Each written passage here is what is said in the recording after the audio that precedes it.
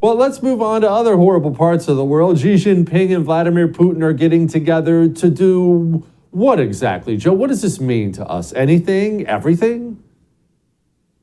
Yeah, this could mean everything. It doesn't mean anything good for us. I mean, you don't have to understand geopolitics at a high level to just take a look at a map and know that it's going to be a bad thing when Russia and China gang up on the rest of the world. That's the world's second biggest economy with one of the world's biggest nuclear powers and energy exporters. And so they got together, they're forming an alliance. They're bringing Iran, Saudi Arabia, members of OPEC into this alliance, and they're creating an alternative to the dollar. China is working on replacing us as the world's sole superpower. So Xi has said he is working on a ceasefire between Ukraine and between Russia. Of course, we've said this ceasefire is completely and totally unacceptable, but I don't think anybody really cares what we have to say anymore. We've already got the Saudis and the Iranians saying that they will accept payment for petro in Yuan, the Chinese currency. So we're seeing a massive consolidation right now of economic powers that could undermine our status as the prime reserve currency holder. Meanwhile, we continue to spend trillions and trillions of dollars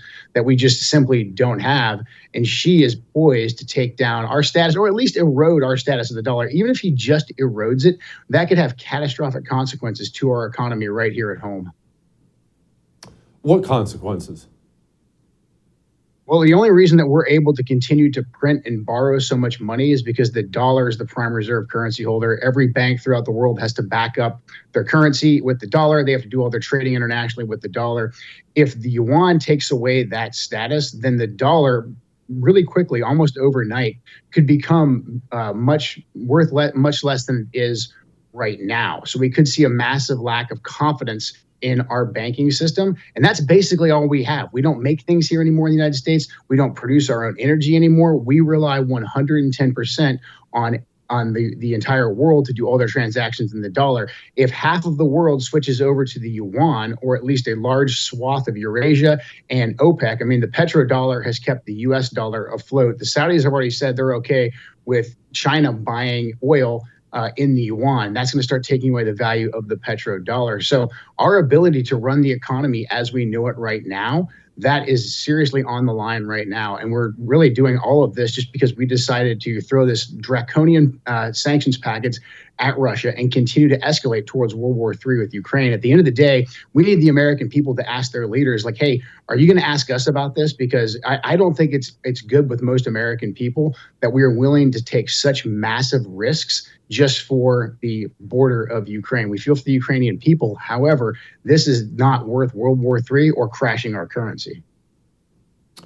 Okay, on that note, we have a military recruitment crisis. There are a variety of reasons for this, from medical, because every daggone kid today is on ADHD medication, to physical, these kids can't throw a baseball or walk a mile without sucking wind, to the fact that rural parents, especially people with traditional values, don't want their child to go fight and die for the U.S. of A. Either way, we have a huge recruitment crisis. So if World War III breaks out, exactly how do they merge those worlds, Joe?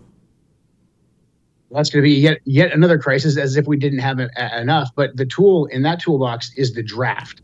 And so this is what the American people need to realize. Yeah, we were able to fight the war on terror, our longest war. We were able to fight that with an all-volunteer force because people were still joining the military. There was a high degree of patriotism. We had a little bit more physically fit of a population. However, right now, that population of folks, by and large, conservative-leaning people from the red parts of the country who joined the military, they've been completely and totally alienated for the last 3 years by this administration. And like you said, go figure, now they're not sending their sons and daughters off to volunteer. So as we have all these emerging crises throughout the world, people need to understand that if things go sideways, the selective service is a very real thing. Your sons, and potentially even your daughters, if the Democrats get their way, they will call on them to go fight and die in these wars. Yeah, the wild times. Joe, give out your website, please. We want you to win next time.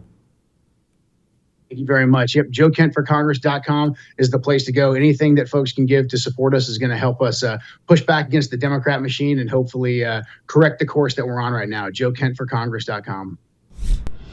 Support the First TV today and get instant access to exclusive specials like Who is Ron DeSantis, the history of FBI scandals, and America's worst presidents. Visit thefirsttv.com/support or download the First TV app to become a supporter and start watching today.